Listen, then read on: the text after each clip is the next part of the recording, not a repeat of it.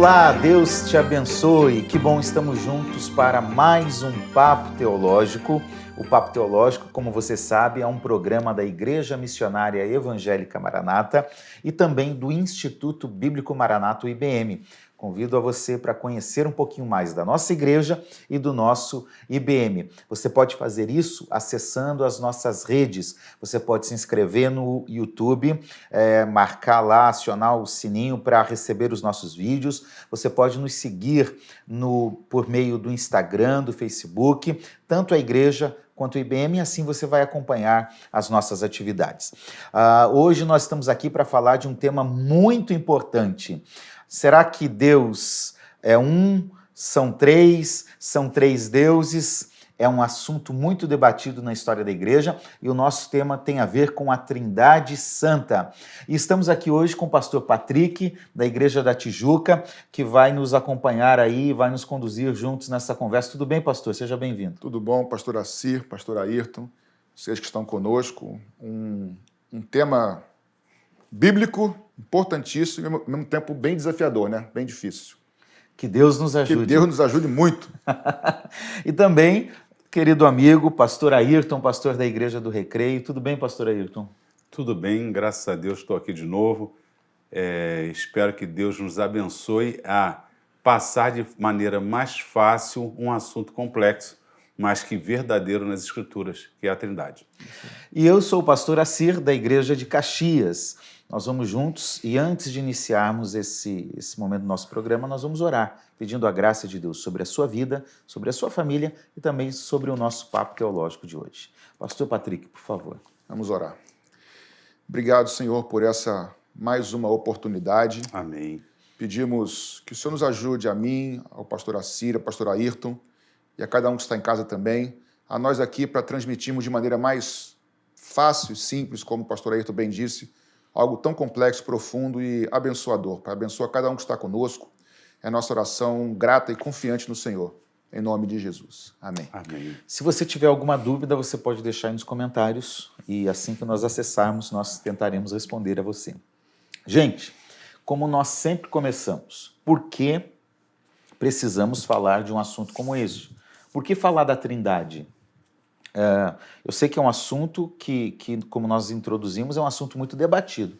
Talvez essa seja mais uma razão. Mas por que temos que falar, então, sobre a Trindade? Pastor Patrick. Creio que por alguns motivos, né? Primeiro porque, no campo de teologia, na sistemática, né? Um campo, né? Uma área da sistemática é a teontologia, ou teologia, como alguns membros, que é tratar sobre Deus, né? Sobre o ser de Deus, os atributos de Deus, a natureza de Deus, até a obra de Deus. Então a Trindade é o centro da questão da natureza de Deus. Se Deus é um, se são três em um, como é que é isso? Então está no campo da teontologia. Então, por isso, não tem nem como fugir, é o centro, né, da teologia. Aliás, quando se começa a estudar teologia, normalmente se começa ou com teontologia ou com bibliologia, né? Isso. Depende de quem vai fazer a abordagem. Mas se começa por um, o segundo é o outro. E aí vai... Necessariamente. Né? E teontologia tem a ver, então, com o ser de Deus, né? Teonto é o ser de Deus, isso. É o estudo do ser de Deus. Isso. Muito bem, pastor Ayrton, o que mais? É um assunto exclusivo da fé cristã. A Trindade é um assunto da fé cristã, por isso faz parte do nosso assunto de hoje. O cristão tem que entender, crer na Trindade. A fé cristã é singular. Esses dias pregando eu disse exatamente isso. Tem alguns aspectos da revelação que são singulares. Enquanto você olha um padrão nas outras religiões, um padrão de comportamento, o que o homem deve fazer, o que a divindade faz, a fé cristã ela é totalmente singular na forma de Deus se revelar, na forma de Deus se encarnar em Cristo. E agora, a Trindade também, nós podemos dizer que é algo singular da fé cristã. É algo distintivo para nós. E além de singular, eu diria que é crucial. Sim. Porque na teontologia, né, e a fé cristã se distinguindo das outras, como a Trindade só é ensinada nas Escrituras Sagradas, na fé cristã, então na Trindade você vai compreender quem é Deus, sua obra, quem é o ser de Deus, e está ligado diretamente, ainda que na cristologia isso vai ser mais aprofundado, mas a divindade de Jesus, que foi negada durante um bom tempo na igreja, ou lutaram contra isso, está dentro da Trindade, do assunto da Trindade. Então, assim, é crucial na fé cristã. Entendeu? Ou seja, a Trindade está totalmente relacionada a quem Deus é, como ele age, como ele se relaciona com a humanidade. A própria divindade de Jesus está implícita nisso aí também. Isso, e como nós nos aproximamos dele, como nós chegamos a Cristo, Exatamente. a Deus, né? De uma forma geral. Então é um assunto muito importante. O que mais, pastor Ayrton Alteirado? O assunto é crucial exatamente por isso, por causa do relacionamento. Entendermos quem Deus é e como ele se relaciona. As religiões, às vezes, têm um Deus distante, um Deus até grande, mas distante, né? O famoso deísmo. Mas a fé cristã não, é uma fé de relacionamento. Então, nós temos que estudar porque tem a ver com a nossa prática de vida. Você estava falando de Jesus, mas o Espírito Santo, Também. que muitas vezes ele fica assim como se fosse um terceiro que de vez em quando... Um reserva. É um pódio, né? O primeiro, o segundo e o terceiro lugar, né? E quando a gente Não estuda a Trindade, ele é igual, não é isso? Nos Pai. seus atributos, a sua ação, a sua função no relacionamento da igreja, na individualidade nossa, é essencial. Então, entender a Trindade, como ela se revela e como ela atua, tem a ver nos meus princípios de fé cristã. Ou seja, a gente pode dizer que o Espírito é Deus tanto quanto o Filho, tanto quanto o Pai. Sim. Né? E essa é a ideia desse programa, é defender essa... A gente vai aprofundar isso aí, obviamente, tá? Mas, por exemplo, no estudo da Trindade, ele é prático. A relevância prática. Por exemplo, nesse estudo da Trindade, eu devo adorar só o Pai ou devo adorar o Filho também ou o Espírito também? Eu devo falar com o Pai ou só falo só com o Pai ou falo com o Filho e com o Espírito também? O Espírito é só uma força e eu falo só com o Filho. Então, assim, essas questões práticas de oração, por exemplo, elas estão ligadas, estão arraigadas, fundamentadas na doutrina da Trindade. Isso é prático, não é teórico. Não é teórico. Tem tudo a ver com a nossa vida cristã no dia a dia. Se Jesus é Deus, eu posso falar direto com Jesus. Se o Espírito é Deus, eu posso falar direto com o Espírito. E se não for? E se não fosse? Aí nós não falaríamos. Não falaríamos. Exatamente, entendeu? Muito bem, e é claro, né, gente, estudar a Trindade também pressupõe que nós estaremos contemplando outras áreas da teologia. Então, quando a gente fala da teontologia, a Trindade está dentro da teontologia, na verdade está se relacionando também com a pneumatologia, Todas com a as áreas. cristologia, com a soteriologia, com a eclesiologia, com todas as áreas da teologia. Apocalipse 22:17. O Espírito e a noiva dizem vem. Olha a doutrina do Espírito Santo com a noiva, que é a igreja, dizendo vem. Para quem? Para Jesus. Olha só, cristologia, escatologia, eclesiologia, Pneumologia. não é? E Pneumatologia. Pneumatologia, tudo junto. Isso aí. Agora vamos lá, gente. É interessante porque aqueles que rejeitam essa doutrina, o principal argumento que eles utilizam é o seguinte: o termo Trindade não está na Bíblia. Né? E realmente. E de fato não está. O que nós podemos dizer para esse tipo de gente? Sobre o termo. Ainda não vamos entrar na doutrina em si, Sim. ok? Sobre o termo. Primeira coisa que eu poderia falar é o seguinte: eu posso conversar durante 1 hora com você sobre injustiça e não usar a palavra injustiça. O fato de não usar uma palavra não é sinônimo, nem é uma afirmação também, mas não significa que o assunto não seja aquele. Então, assim, por exemplo, a Bíblia também não usa a palavra livre-arbítrio, a palavra, mas está impregnada em toda a Bíblia, impregnada na palavra ruim, né? Mas a Bíblia está repleta de liberdade de escolha lá. Então, o fato de não ter a palavra Trindade não é sinônimo de que não exista a verdade bíblica sobre a Trindade. E nem também é sinônimo de que exista. Agora, ao percorrer as Escrituras, só um minutinho, as Escrituras, pastor Ayrton, aí nós vamos ver e descobrir que de Gênesis a Apocalipse, a Bíblia está cheia da verdade sobre um Deus trino, ou triuno, ou a Trindade, ou triunidade. Então, a verdade bíblica está lá. Como outros assuntos que não estão na Bíblia, e nós vamos, no dia a dia, a partir da leitura bíblica, refletindo isso, tirando isso e aplicando de uma forma mais sistematizada, né, pastor? Esse argumento é fraco porque você define muitas vezes algo já existente. Vamos criar alguma coisa, vamos dar um nome, depois a gente faz aquilo ser verdade. Não é. Você, na verdade, existe um fato. Qual nome vamos dar a esse fato? Então, a Bíblia diz que o Pai é Deus, diz que o Filho é Deus e o Espírito Santo é Deus. Isso é uma realidade. E como é o nome que a gente vai dar. Eu gosto do exemplo, tem o livre-arbítrio, mas eu gosto do exemplo da palavra Bíblia. Porque a palavra Bíblia não existe Bíblia. como Bíblia. Ela existe como os livros. Mas quando o cânon fechou, e aí nós tínhamos lá tantos livros que são livros independentes formando um conjunto, e em grego o plural de biblion é biblia, então virou o nome do livro que se chamava de Escrituras. Isso. Então, de palavras, e eu de duvido, até as pessoas que questionam o nome Trindade, eu sei, inclusive o grupo que questiona, que usa a Bíblia. Só que ele deveria dizer, não vamos chamar de Bíblia, porque não está na Bíblia, como Bíblia. E esse mesmo grupo cria pressupostos doutrinários com nomes definidos, como se tivesse até sacralizado isso é perfeito, isso é santo, mas que não está na Bíblia também, Sim, a mesma coisa. sim.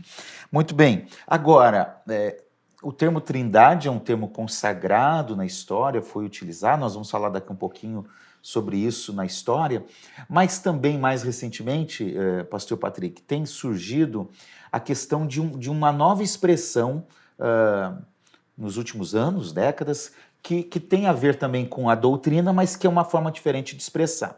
Eu vou dizer quais são. Então, a primeira é a trindade, né? E a segunda é a triunidade. Como nós poderíamos entender o que é um e o que é outro, lembrando que são a mesma coisa? Na verdade, eu vou puxar o gancho para a sua resposta do pastor Ayrton. Tanto trindade quanto triunidade é uma tentativa humana da igreja de sistematizar, de dar um nome a uma verdade bíblica. Tá? Então a verdade precede, a doutrina precede. Ou melhor, a verdade precede, ela é revelada nas Escrituras. E aí, na hora de tentar dar o nome a isso, chamou-se de trindade durante anos. Só que houveram também alguns desvios na tentativa de organizar isso aí. Porque a trindade seria uma questão de uma manifestação, de uma tríplice manifestação do ser de Deus. Tá? E aí, por causa dessa definição, a história nos mostrou que houveram alguns erros na história. Daqui a pouco a gente fala sobre isso. E alguns entendiam trindade como 3 deuses. Como 3 deuses, isso é um dos erros, tá? E aí, quando se busca a triunidade, é a tríplice não manifestação, mas o tríplice modo da ser de Deus. Da essência do ser de Deus. É apenas uma questão de nomenclatura, mas como o pastor se falou, fala da mesma verdade bíblica que é a trindade ou a triunidade, tá? Perfeito. Então, trindade, tríplice manifestação de Deus, triunidade, tríplice modo de existência de Deus. Tá. Ok? Agora, gente... Eu não sei se ajuda essa tentativa ou se dificulta, mas na verdade a gente vai ajudar vocês a entender um pouco a doutrina. E aí eu estou pedindo à nossa equipe técnica aí para colocar esse resuminho para ser misericordioso, né? Ser misericordioso com quem está assistindo, tá bom? Nossa equipe técnica, tá bom? Isso aí. Ok, muito bem, eles falaram que sim. Agora, gente, vamos voltar. Vocês já estão afirmando algumas vezes que é o seguinte, a doutrina... A ideia, ela é uma ideia bíblica, é uma revelação divina. Deus se revelou assim nas Escrituras, por meio do que a gente chama de trindade.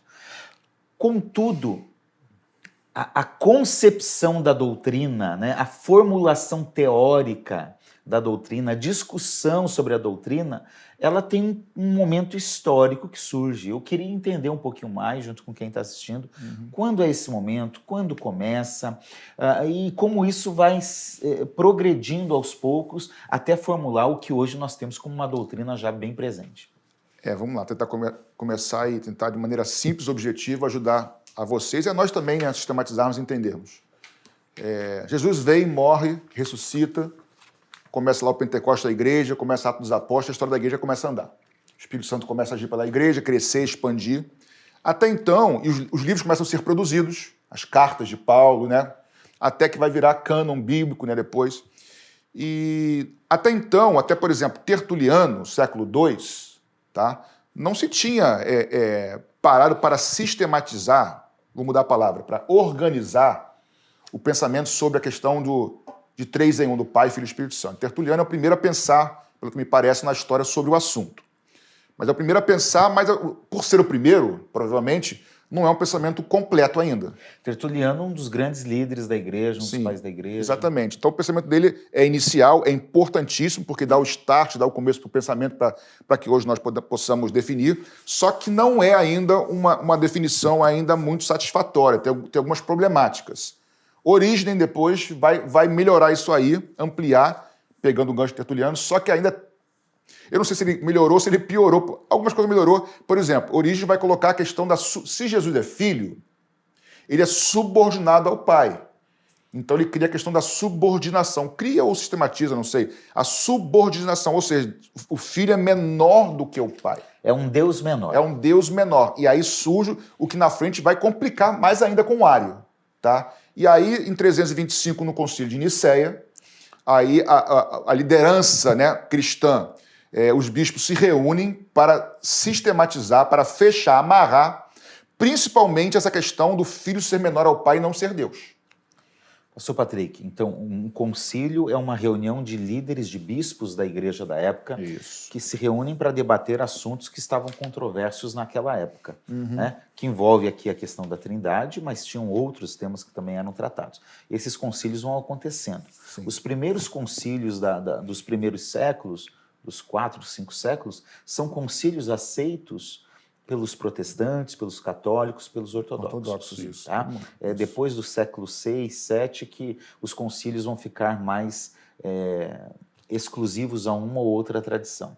Então, em 325 tem esse concílio de Nicéia que debate o assunto. E Constantinopla 381, se eu não estou enganado 381, também. isso.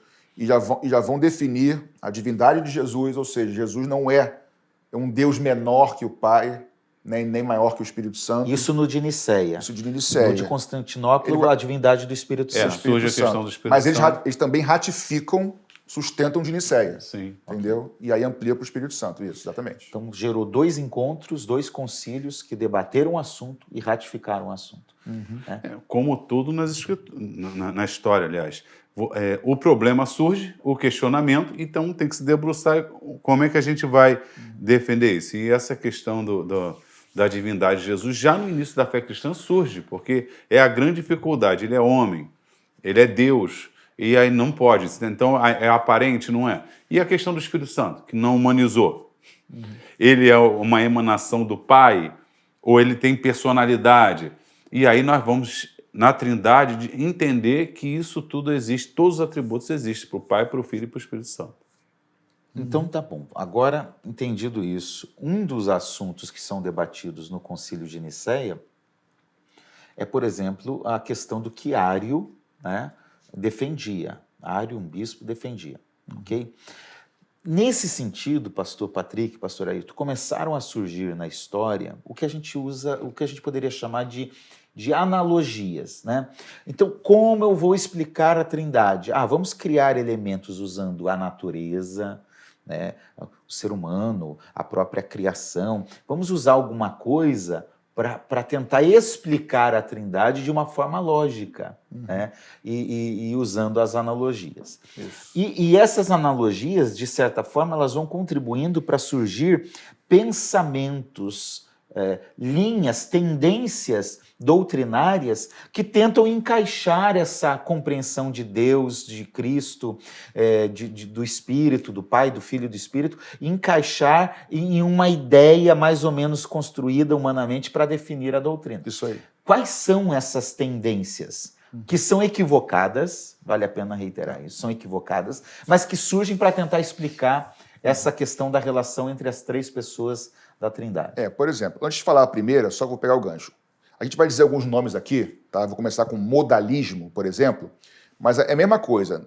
Não se criou o modalismo, se criou uma doutrina, um pensamento que deu-se o nome de modalismo. Assim como tinha a verdade bíblica sobre a Trindade, né, a revelação, e chamou-se de Trindade, ou Triunidade. Então, o que era o modalismo? Eles não tinha como negar que nas Escrituras havia e há a manifestação de Deus Pai, existia e há a manifestação do Deus Filho, e de Jesus Cristo, melhor dizendo, e do Espírito Santo, a Trindade. O que eles entendiam?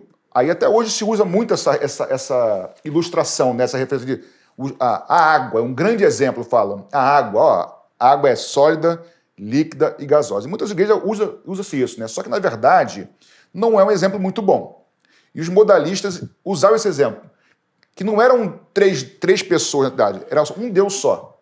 Era um só Deus, não 3 pessoas em um Deus. Uma pessoa só. Por vezes se manifestava como Pai, por vezes se manifestava como Filho, como Jesus, por vezes se manifestava como Espírito Santo. Então, em tempos distintos da história. Em tempos distintos da história. Então, era uma pessoa só para eles, se manifestava de modos diferentes, por isso modalismo, tá? E aí eles usavam esse exemplo da água, ou melhor, usa esse exemplo para dizer sobre isso. Só que você vê que é errado, porque a água, quando é sólida, ela não é gasosa. Quando é gasosa, ela não é líquida, e assim por diante. Só que a trindade bíblica, pelo que nos parece, e a história definiu isso, cremos nisso, não é muito bem representada pelos estados da água, porque não é uma pessoa do ser divino que se manifesta de maneiras distintas, e sim 3 pessoas que compõem o ser divino. Daqui a pouco a gente vai aprofundar um pouco mais sobre isso. Normalmente eles acreditam que Deus se manifestou como Pai no Antigo Testamento, como Filho na Encarnação e hoje Na se história da manifesta Bíblia. como Espírito. É. Né? Tem uma linha também dentro do movimento evangélico que é o unicismo, que diz mais ou menos isso. Similar. Similar a isso, né? Tudo é Jesus. Jesus era o Pai no Antigo, Jesus é o Filho encarnado e Jesus é o Espírito hoje. Depende da manifesto. forma do relacionamento. Eu gosto de dar exemplo da minha família. Minha esposa, quando fala comigo, me chama de marido. Minha mãe me chamava de filho e meus filhos me chamam de pai. Mas eu sou uma pessoa só. Não é o caso, porque nós vamos ver que eles são pessoas distintas. Não é isso? Então, não é uma forma de chamar. Seria uma forma de chamar se eles não aparecessem ao mesmo tempo. E eles aparecem ao mesmo tempo. Então, não cabe essa ilustração de ser uma forma... no Antigo Testamento ele era chamado de pai, quando na encarnação chamado de filho, e hoje Espírito Santo. Não cabe modos diferentes de chamar, porque ele se relaciona a um relacionamento entre pai, filho e espírito. Isso aí. Pastor Patrick, só complementando, esse ensino, esse método aí, modalismo, foi chamado também por outros nomes na história, né? Sabelianismo. Sabelianismo. De Sabélio. Isso. De Sabélio, e monarquismo modalista. Exatamente. É isso. Então, se você já ouviu alguma coisa assim, saiba que essa já é uma corrente que existe aí. Pastor Ayrton, tem uma muito séria, né? que é a que gera o debate, inclusive, do Concílio de Nicéia em 325, Sim.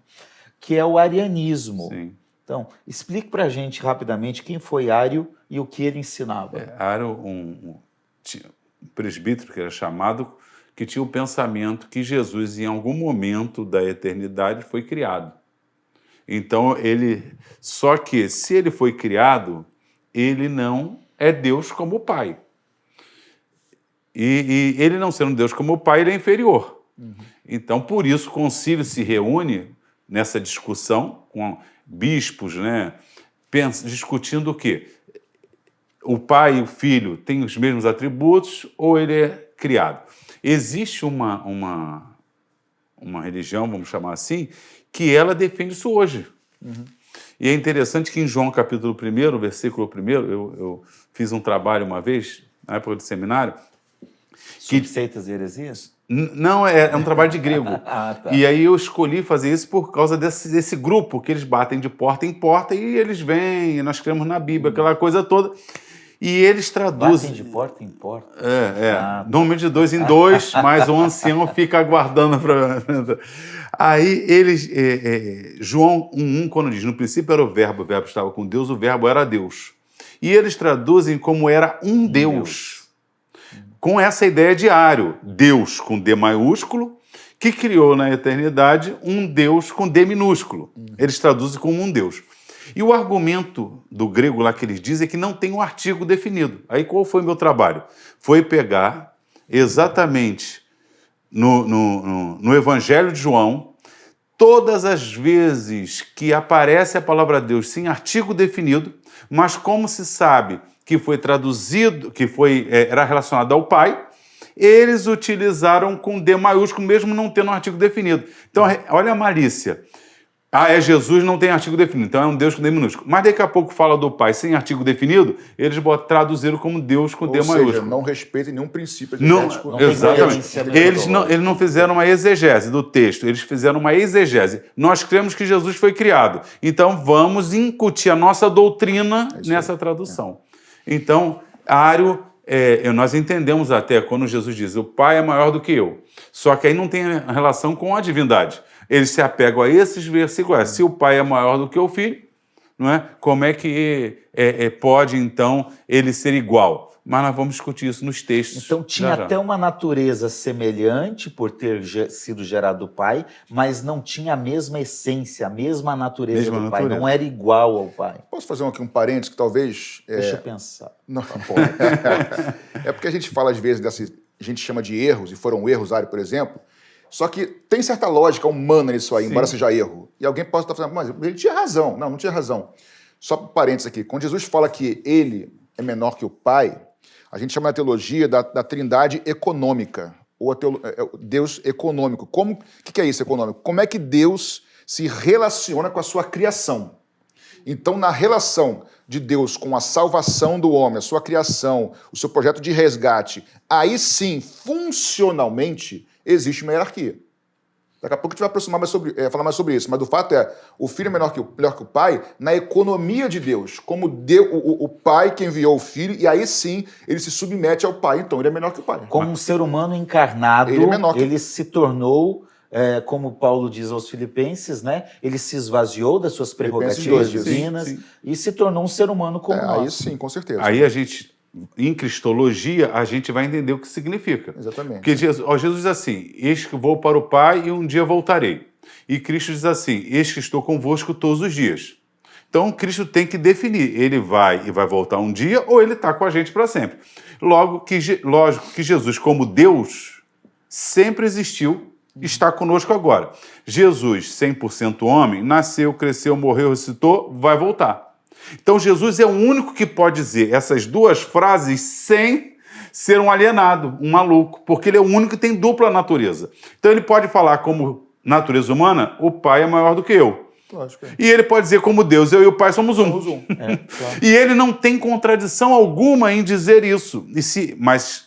Para entender isso, eu tenho que entender biblicamente a dupla natureza. Para entender isso, tem que assistir o nosso programa sobre 100% Deus e 100% homem. Verdade. É isso aí. Muito Pastor bom. Patrick, vamos lá. Tem um terceiro aí movimento. Chamado, tem a ver com o arianismo. Que tem a ver com o arianismo. Tá? Vem disso, que é o subordinacionismo. É isso? É isso. Sim. Que vem de subordinar. Se o ário ele negava, né, e batia de frente com a questão da divindade de Jesus, ou seja, ele não cria que Jesus era Deus, porque para ele tinha sido criado, os que seguem essa linha da subordinação, eles entendem que não, Jesus é Deus. Ele não foi criado pelo Pai, ele foi gerado pelo Pai na eternidade. Ok.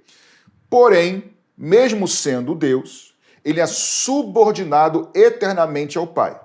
E que para nós também é um equívoco, porque tanto o Pai quanto o Filho e o Espírito Santo, não vou antecipar aqui, também são da mesma essência e substância, então essa subordinação nós não cremos que exista dentro da trindade ontológica. Ontológica é a palavra nova também para alguém aqui. Trindade ontológica é a trindade na eternidade, enquanto o ser eterno. E trindade econômica é como Deus se relaciona com a criação, enfim.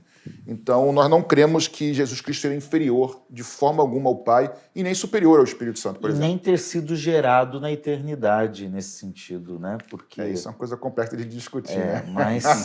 Teria que ter outro programa para falar sobre isso. Eu não vou nem abrir um parênteses aqui, porque não dá para responder. Mas nós acreditamos que não, né? Que ele não foi gerado, ainda que tenha um ou outro debate na história, na teologia. Nós cremos que Jesus é eterno. É eterno, tanto quanto o Pai, tanto quanto o Espírito. Exatamente. Muito bem. Pastor Ayrton, mais um.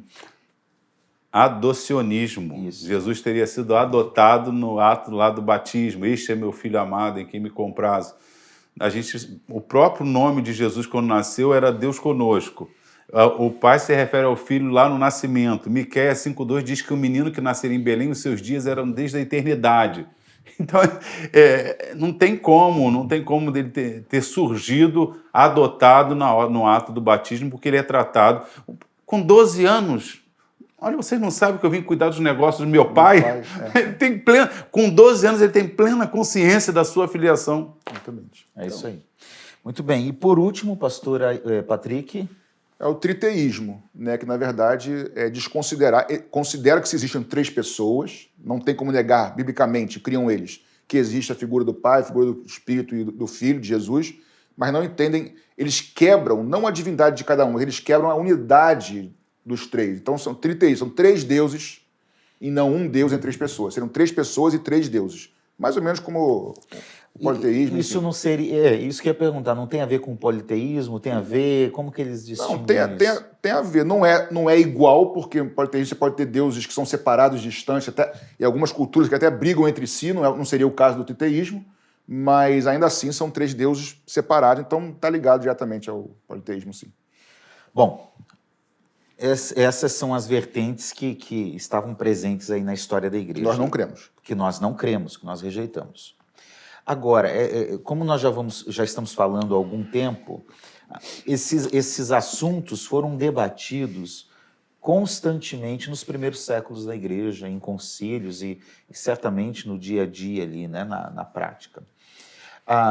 E ele vai sendo construído como uma formulação teológica doutrinária aos poucos.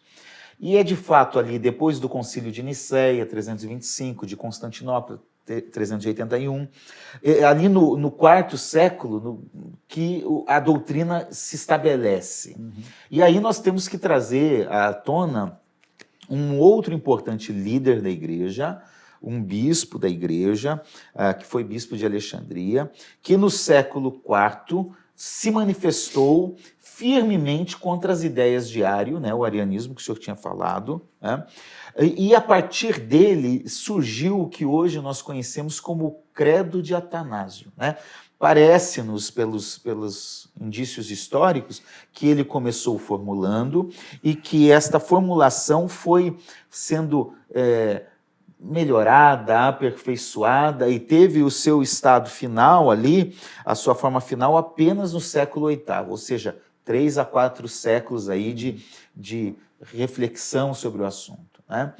Mas o que o credo de Atanásio define para nós? Lembrando que é um credo que é aceito pela Igreja Católica, pela Igreja Ortodoxa e pela Igreja Protestante, ou seja, há uma unanimidade nas igrejas cristãs sobre o assunto e que esse credo se tornou como uma referência, né? Alguns dizem um majestoso e único monumento da fé imutável de toda a igreja quanto aos grandes mistérios da divindade e da trindade de pessoas em um só Deus e da dualidade de 2 naturezas em um único Cristo. Ou seja, trata de cristologia, de trindade, né?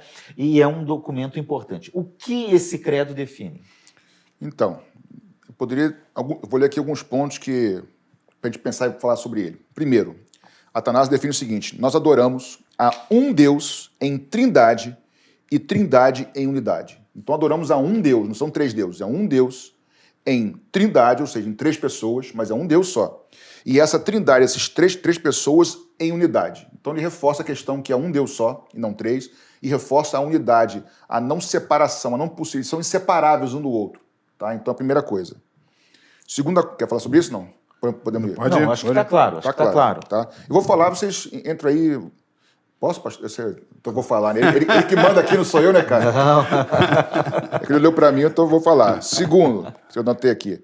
Não devemos confundir as pessoas, nem separar as substâncias.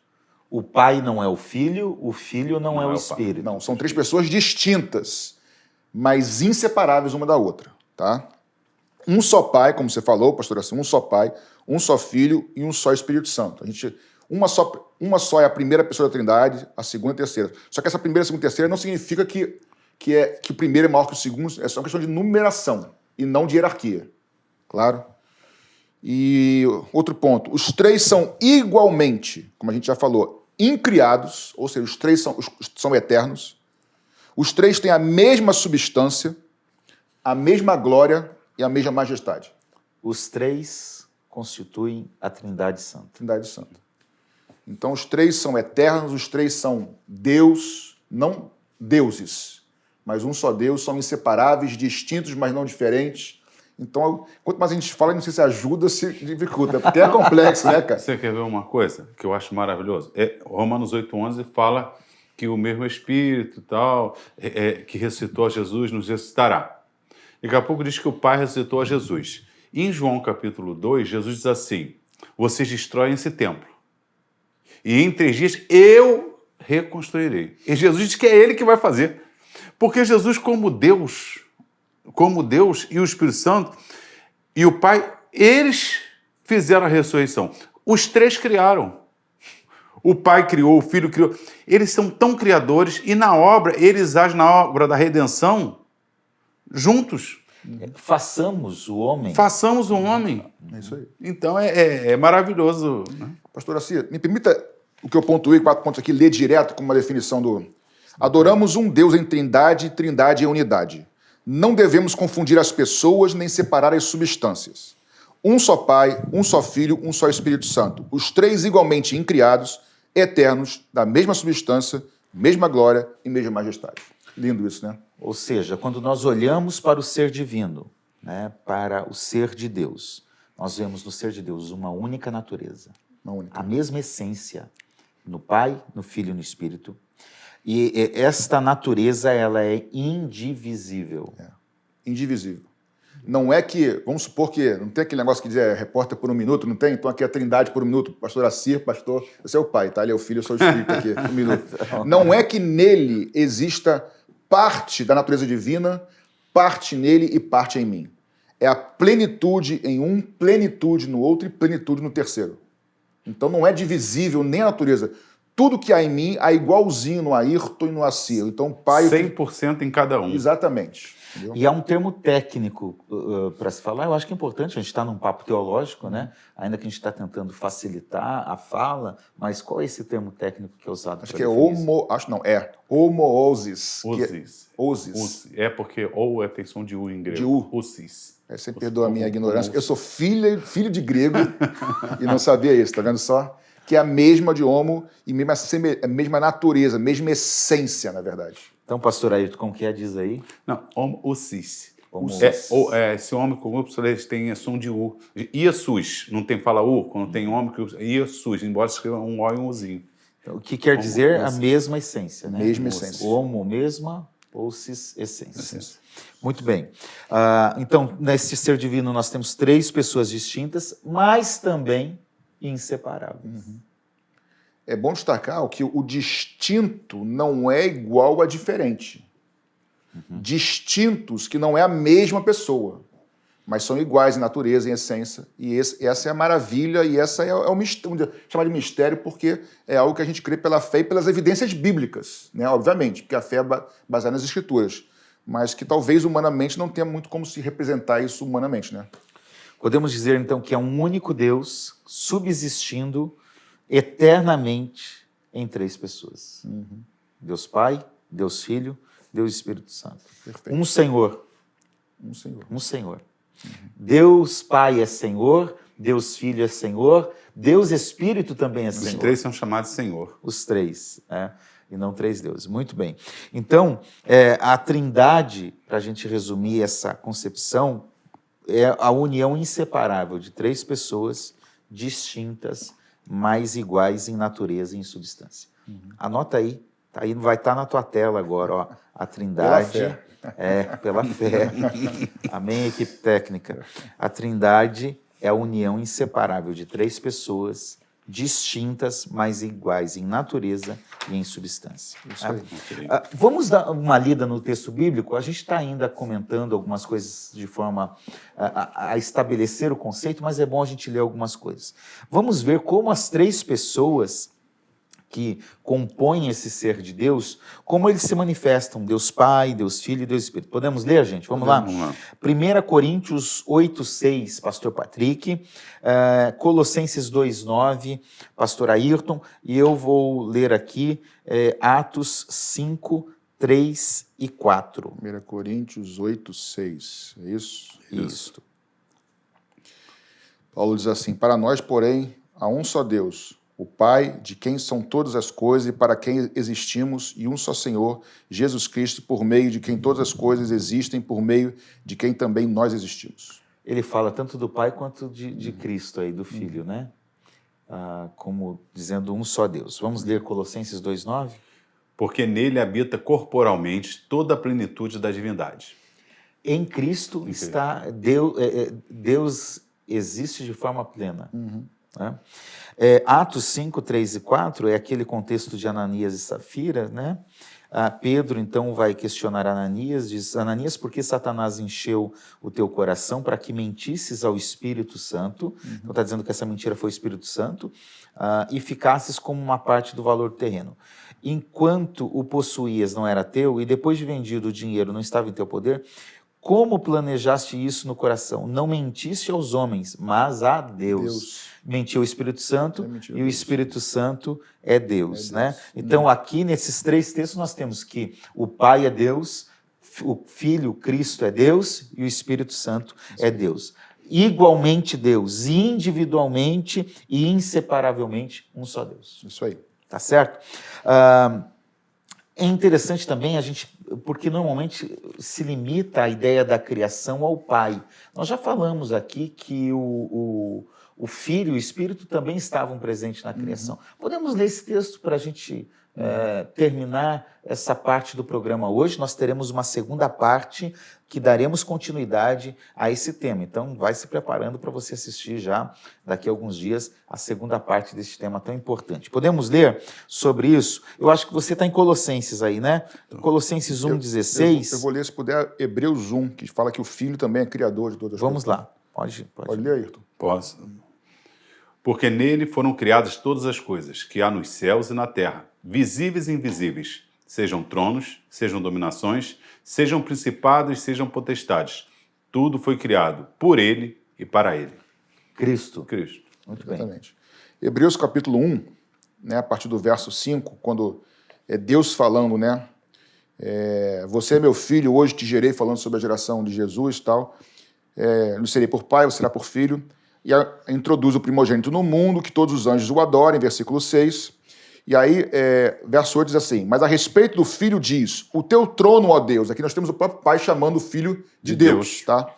É para todo sempre, cetro de justiça é o cetro do teu reino, amaste a justiça e odiaste a iniquidade. Por isso, Deus, o teu Deus, mais uma vez reforçando a divindade de Jesus, tá? Te ungiu com óleo de alegria, como a nenhum dos teus companheiros.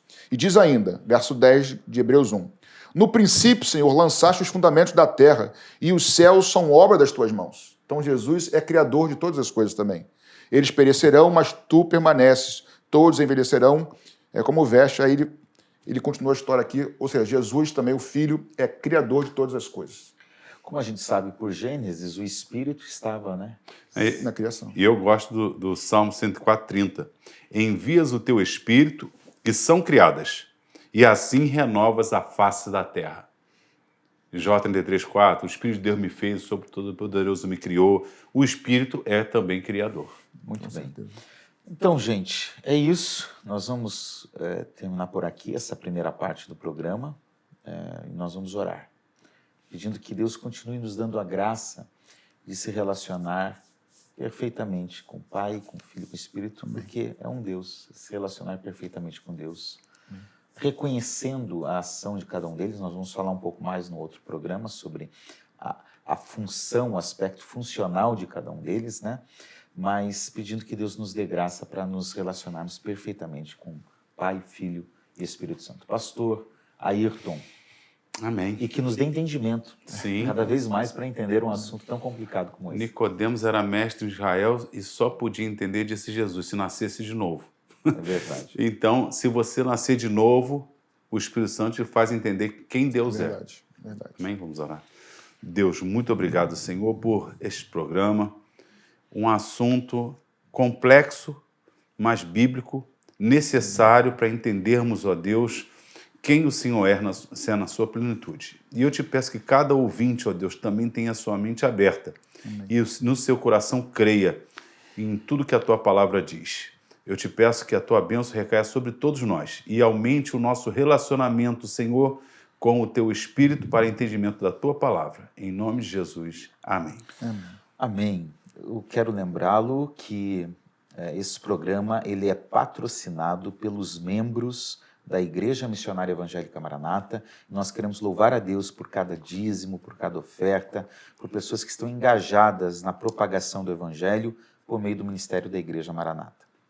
Que o Senhor continue abençoando e prosperando a sua vida. Se você quer contribuir, ofertar, está passando na tela aí as diferentes formas que você pode contribuir, fazendo transferência, fazendo Pix, enfim. Há várias formas de você ofertar e fazer com que esse programa, entre as outras ações da Igreja Maranata, continue alcançando muita gente e a gente continue pregando o Evangelho com equilíbrio e fazendo uma teologia com equilíbrio também. Né? Que Deus te abençoe grandemente e que você possa continuar firme nesse propósito de apoiar todo o trabalho da Igreja Maranata. É isso, gente. Terminamos Amém. então por aqui e estaremos juntos no próximo programa, na parte 2 deste mesmo tema. Que Deus te abençoe grandemente. Deus te Que abençoe. você seja abençoado na sua casa, na sua família, nos seus propósitos. Em nome de Jesus. Tchau, tchau. Amém.